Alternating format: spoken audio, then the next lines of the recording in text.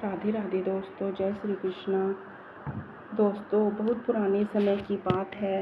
एक गांव में धर्मदत्त नाम का एक गरीब पंडित रहता था।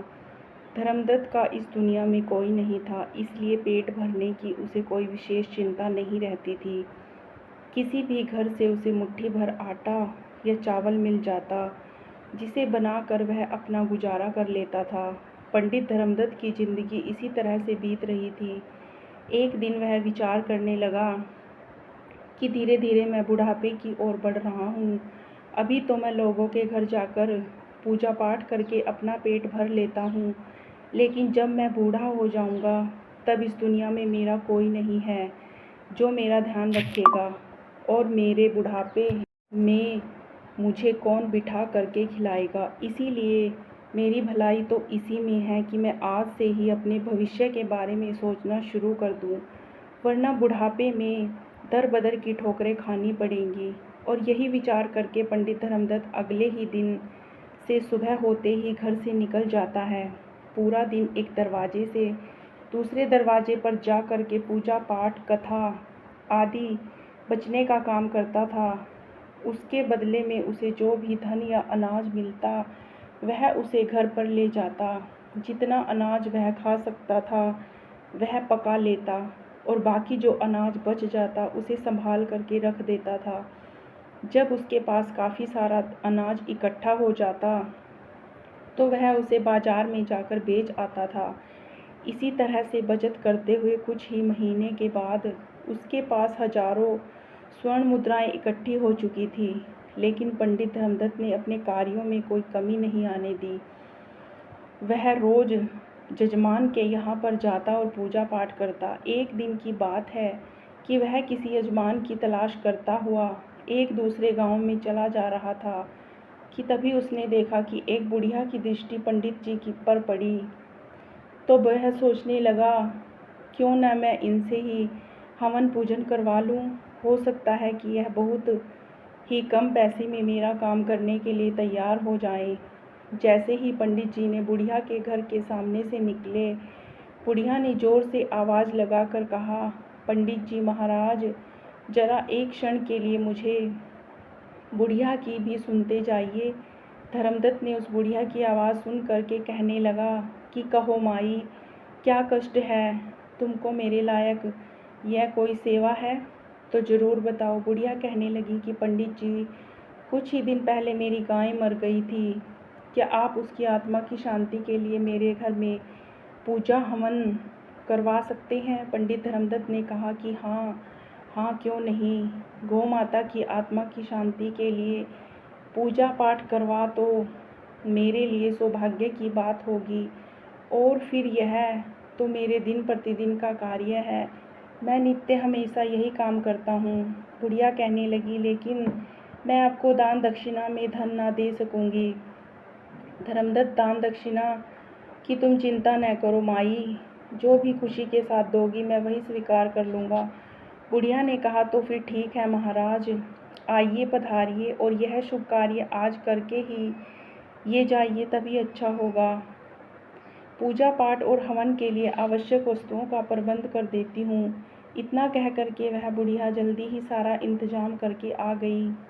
शाम तक जब सारा काम पूरा हो गया तब पंडित धर्मदत्त ने अपना झोला संभाला और कहा कि माई, गौ माता की आत्मा की शांति के लिए तुमने जो कुछ भी किया उसमें ईश्वर और गाय माता दोनों ही तुमसे प्रसन्न होंगे और तुम्हारा भला करेंगे। अब मैं अपने घर को वापस चलता हूँ, इसीलिए तुम्हें श्रद्धापूर्वक जो भी दान दक्षिणा देनी है वह हमको दे दीजिए।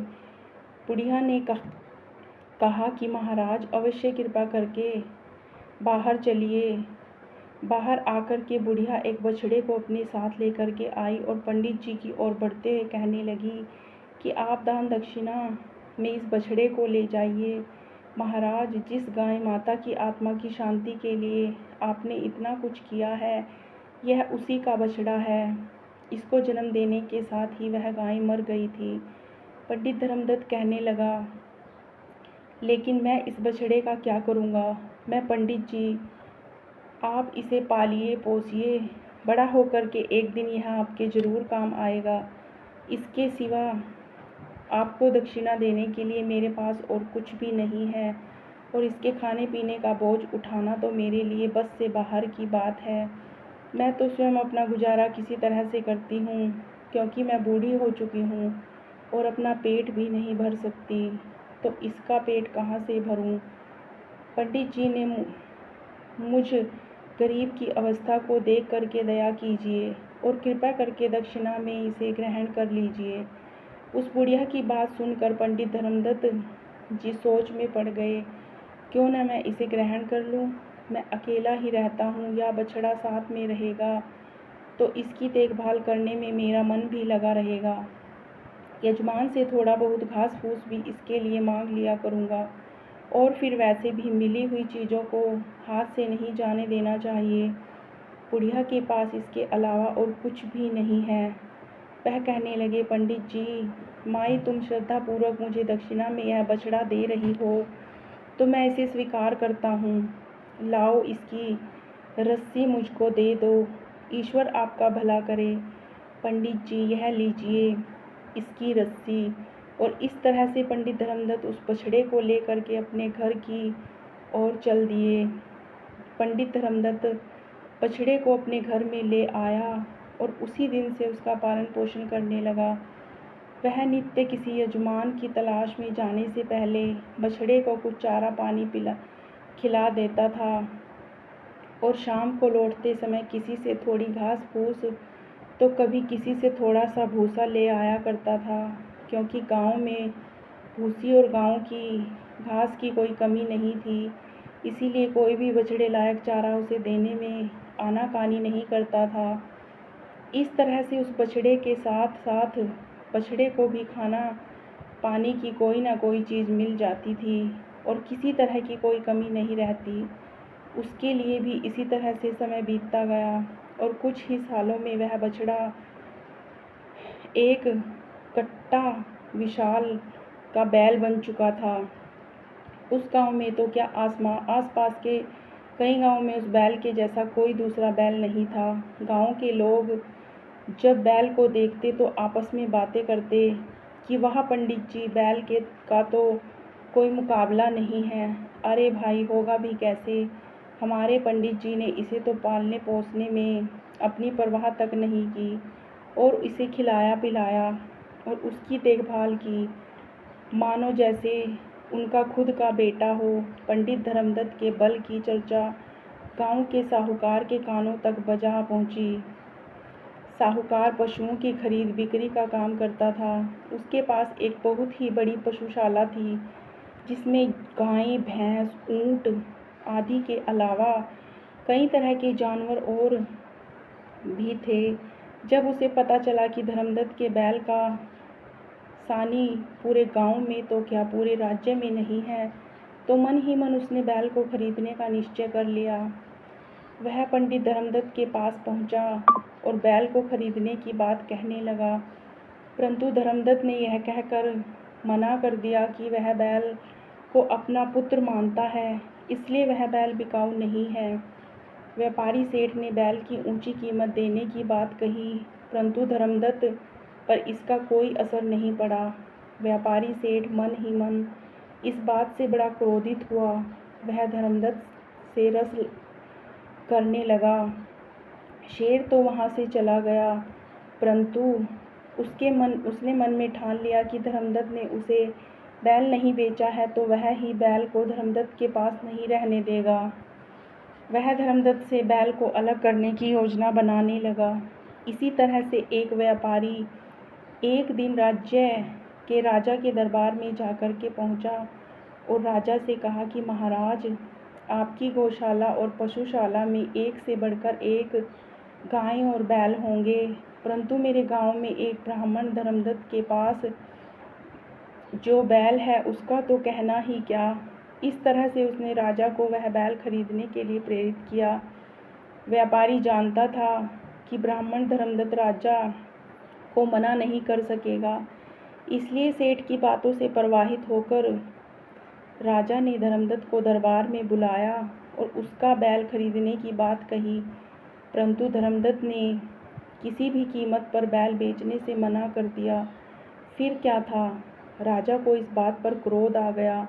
उसने तुरंत सैनिकों को आदेश दिया कि बैल को ला करके हमारी पशुशाला में बांध दिया जाए। राजा के आदेश का पालन किया गया और उस बैल को खोल करके राजा की पशुशाला में बांध दिया गया। धर्मदत्त से उसका बैल बलपूर्वक छीन करके राजा की पशुशाला में आ चुका था। जब राजा स्वयं पशुशाला में बैल को देखने आया तो आया था, उसने सचमुच ऐसा सुंदर और बलवान बैल तो आज तक नहीं देखा था। उसने अपने सेवकों को आदेश दिया कि बैल का पूरा ख्याल रखा जाए, इसके खाने पीने का खास तौर पर ध्यान रखा जाए। परंतु यह क्या, राजा की पशुशाला में आते ही बैल ने खाना पीना सब कुछ छोड़ दिया। उसे अपने पुराने मालिक की बहुत याद आती थी। उधर धर्मदत्त भी अपने बैल को याद करके दुखी रहता था। दोनों ने बहुत ही प्रयास किया, परंतु बैल ने खाना पीना शुरू नहीं किया।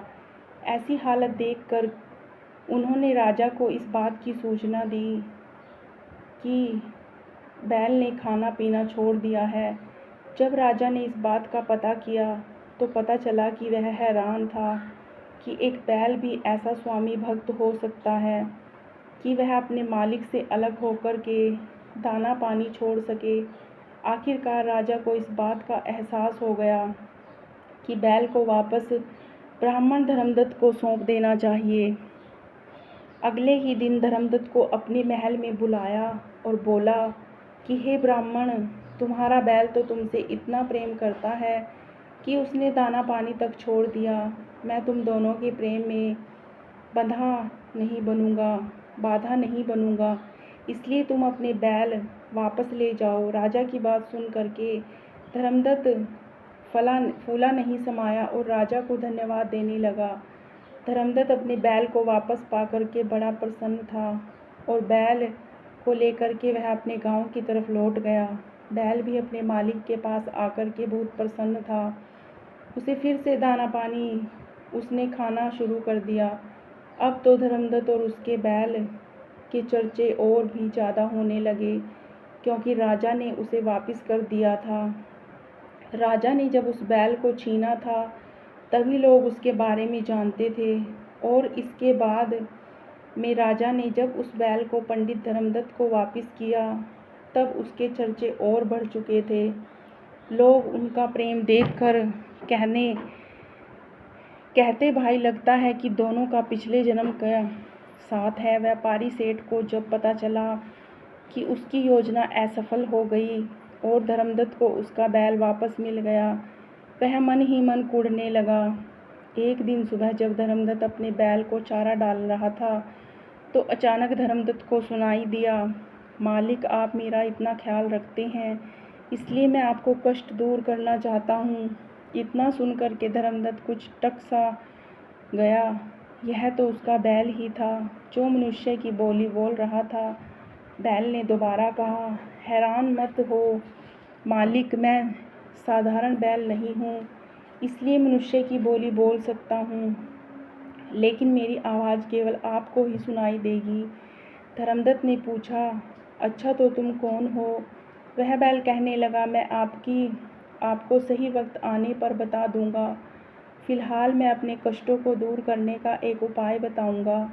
आप वही करें जो मैं कहूँगा, इससे आपकी धन की समस्या का समाधान हो जाएगा।